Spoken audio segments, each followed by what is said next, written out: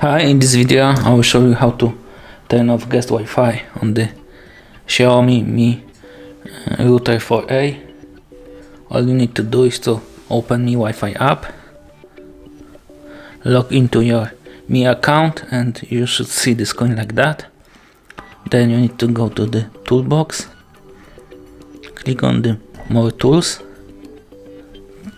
tap on the guest Wi-Fi, turn on the regular encryption,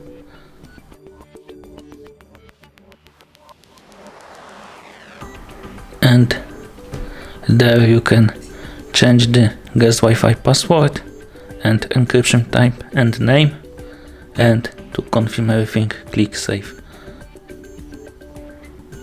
Now your guest Wi-Fi is on.